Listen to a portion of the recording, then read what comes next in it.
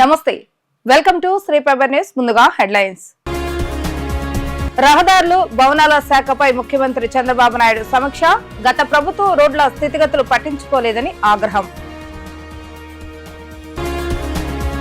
ప్రపంచ బ్యాంకు ప్రతినిధులతో deputy CM Pawan Kalyan భేటీ. రాష్ట్రంలోని ప్రతి గ్రామానికి తాగునీరు అందించడమే తమ లక్ష్యమని వెల్లడి. మహిళలకు ఉచిత బస్సు పథకం ఏపీలో ఇంకా ఎందుకు అమలు చేయలేదని ప్రశ్నించిన పిసిసి అధ్యక్షురాలు వైఎస్ షర్మిల.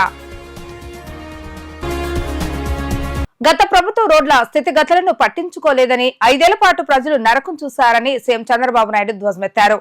ఈ పరిస్థితిని మార్చేలా పనులు మొదలు కావాలని ఆదేశించారు. దెబ్బతిన్న రోడ్లను బాగు చేసే ప్రక్రియ మొదలు పెట్టాలని అన్నారు. అత్యవసర పనులకు వెంటనే టెండర్లు పిలిచి పనులు ప్రారంభించాలని సీఎం చంద్రబాబు నాయుడు అధికారులకు సూచించారు.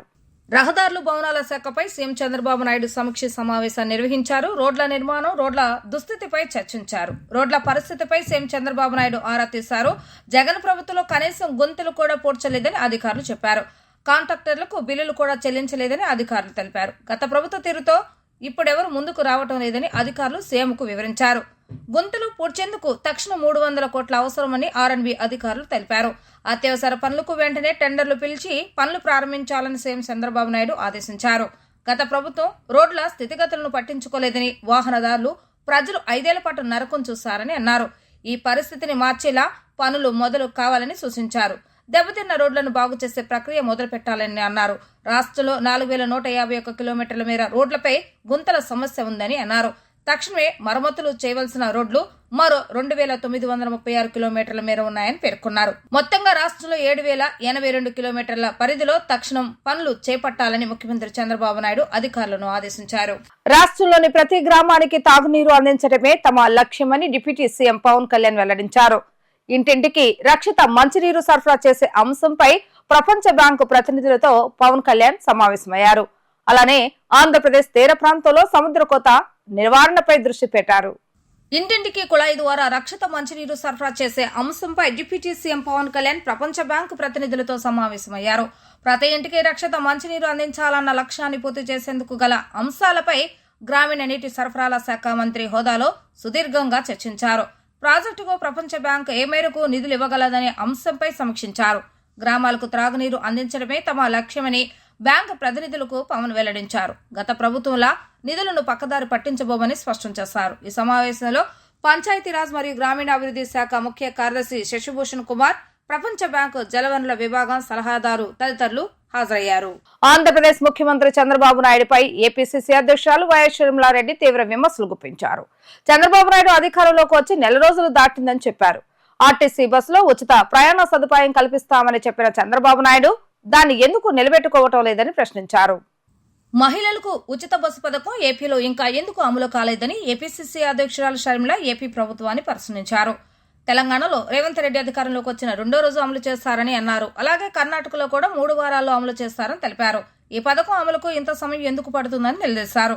బస్సులో ప్రయాణం అంటే మహిళలకు రక్షణగా ఉంటుందని తెలిపారు. ఇది మహిళలకు పనికొచ్చే పథకం అని చెప్పారు.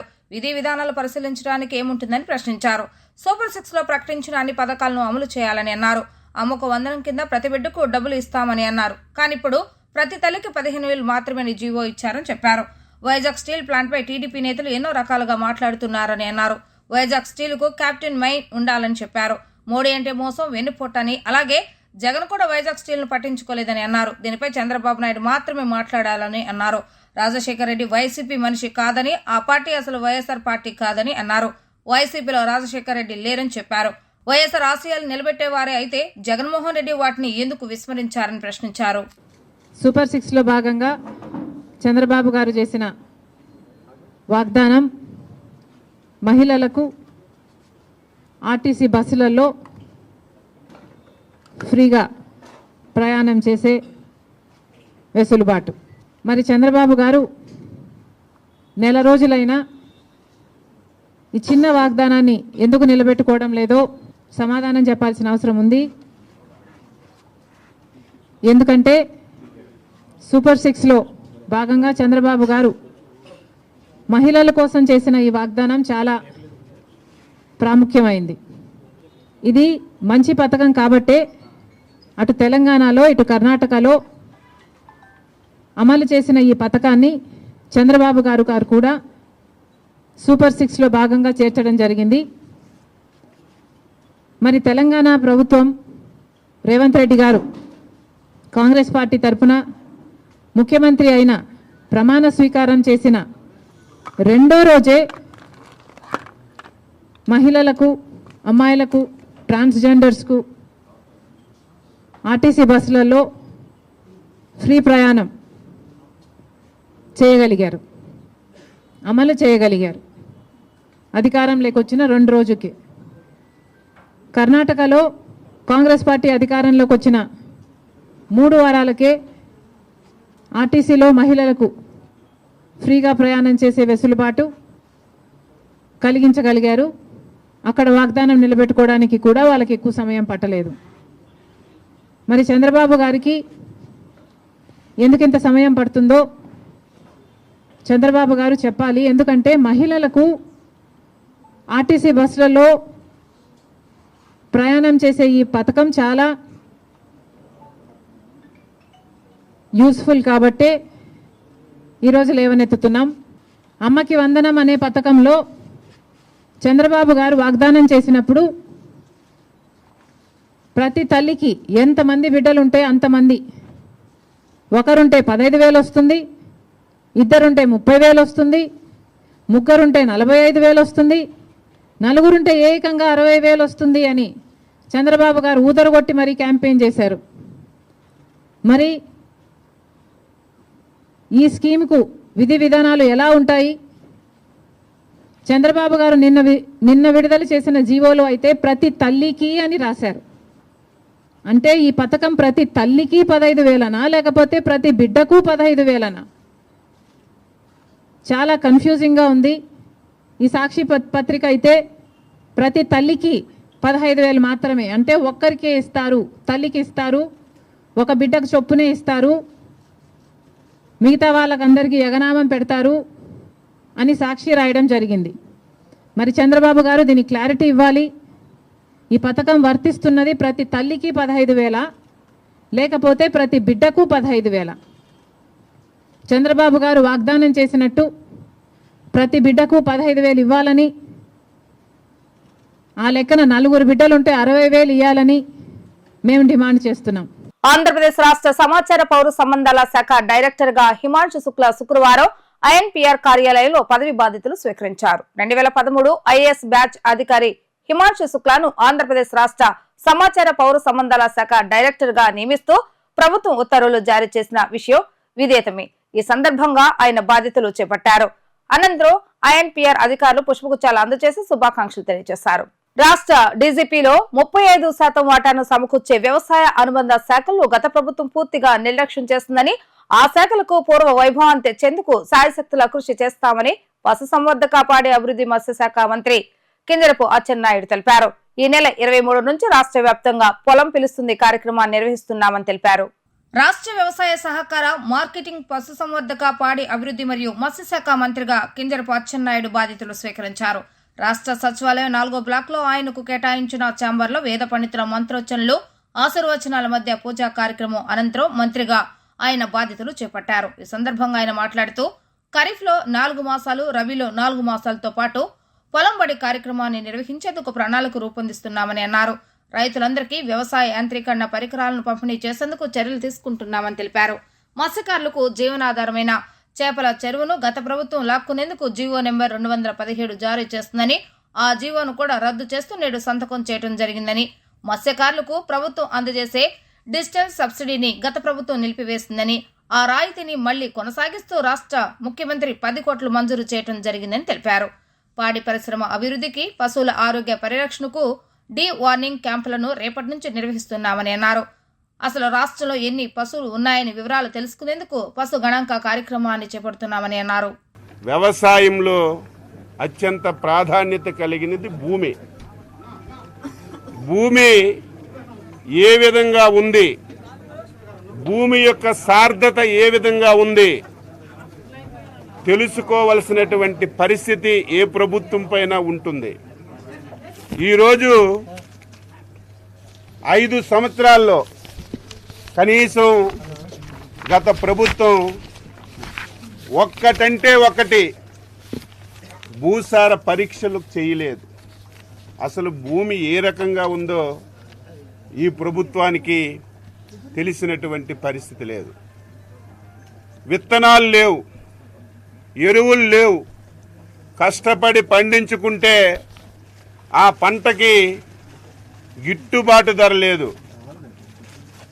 పంట అమ్ముకుంటే 5 మాసాలు 6 మాసాలు డబ్బులు ఇచ్చినటువంటి దాఖలాలు కూడా లేకుండా రైతు తీవ్రమైనటువంటి ఇబ్బందుల్లో ఈ రాష్ట్రంలో ఉన్న విషయం ఈ సందర్భంగా తెలియజేస్తున్నాను.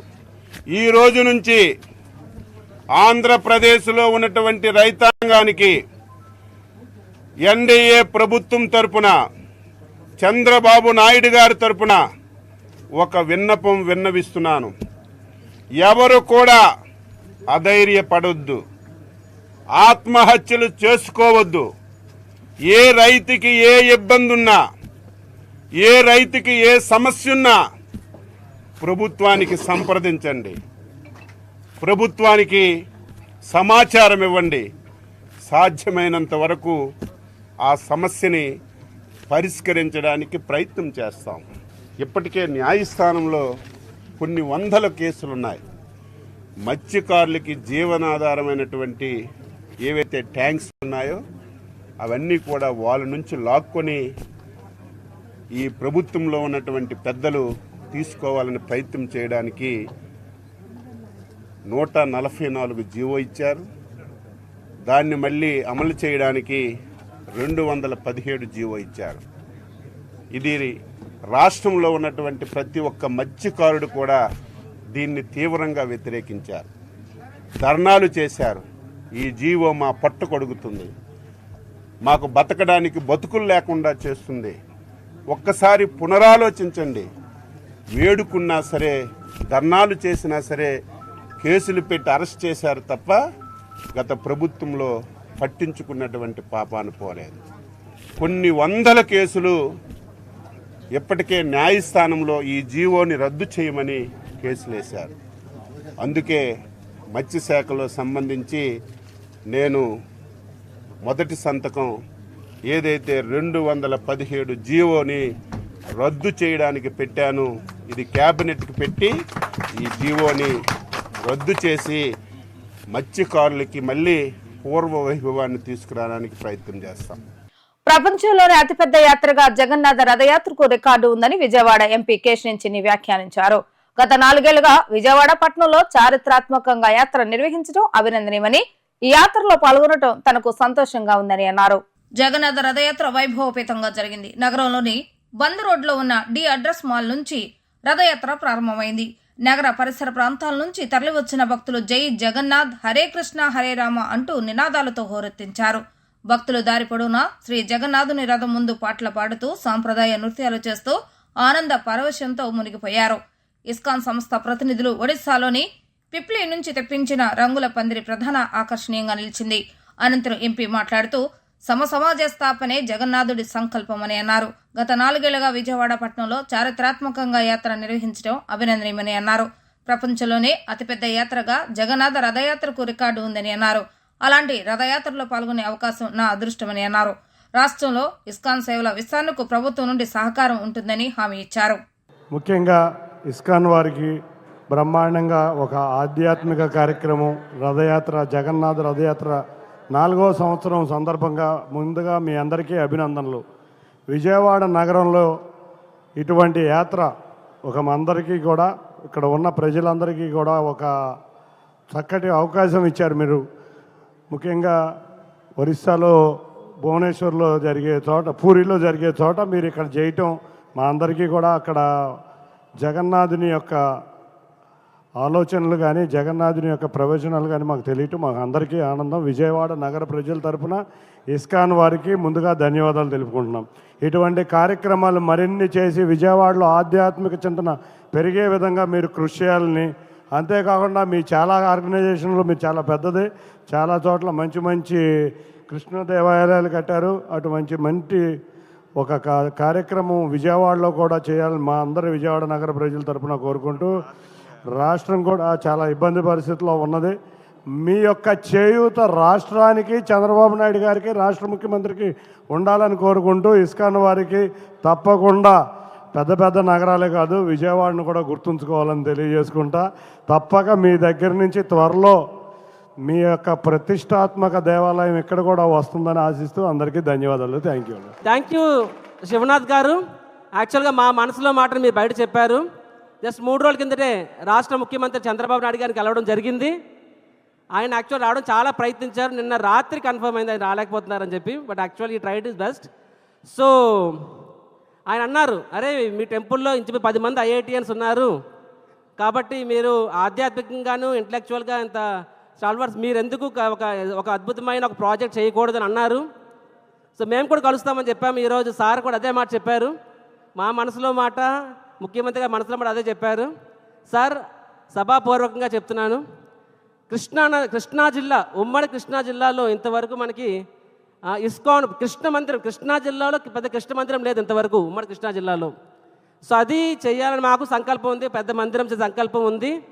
అది భగవంతుని అనుగ్రహం ఉంటే ఈ సంవత్సరమే ప్రారంభించాల్సిన సంకల్పం కూడా ఉందండి. దానికి మీరు అందరి సహకారం మాకు కావాలి, చాలా చాలా కావాలి. ముఖ్యమంత్రి గారితో కూడా గ్లోరీ ఆఫ్ ఆంధ్ర అనే ప్రాజెక్ట్కి పేరు పెట్టాలనుకుంటున్నాం మేము. దానికి ముఖ్యమంత్రి గారితో కూడా మాట్లాడడం జరిగింది. ఆయన చాలా సంతోషించారు, ప్రపోజల్తో రమ్మని చెప్పారు. సో మీరందరూ మాకు తోడ్పాటు అందిస్తే, విజయవాడ ఏం చిన్న నగరం కాదండి. విజయవాడ ఈజ్ అంటే ఇండియాలో ఎవరికి తెలియని నగరం కాదు అది. ఈ నగరం, this city deserves a huge project. And maybe భగవంతుడు మాకు అవకాశం ఇస్తాడేమో, మీరు అందరూ మాకు సహకరిస్తే. కాబట్టి మా మనసులో అదే ఉంది, కృష్ణా జిల్లాలో పెద్ద మందిరం కట్టాలని చెప్పి. సో మీ అందరి సహకారంతో మేము చేయగలం ఆశిస్తున్నాం. జై జగన్నాథ్. నగర పోలీస్ కమిషనర్ గా నియమితులైన ఎస్వి రాజశేఖర్ బాబు ఇంద్రకీలాద్రిపై అమ్మవారిని కుటుంబ సమేతంగా దర్శించుకున్నారు. ఆయనకు ఆలయ మర్యాదలతో వేద పండితులు, ఆలయ ఈవో రామారావు వారికి ఘన స్వాగతం పలికారు. వేద పండితుల ఆశీర్వచనం చేయించి అమ్మవారి చిత్రపటం, ప్రసాదాన్ని అందజేశారు. ఎక్సైజ్ శాఖ ముఖ్య కార్యదర్శిగా సీనియర్ ఐఏఎస్ అధికారి ముఖేష్ కుమార్ మీనాను ప్రభుత్వం నియమించింది. ఈ మేరకు సిఎస్ ఉత్తర్వులు జారీ చేశారు.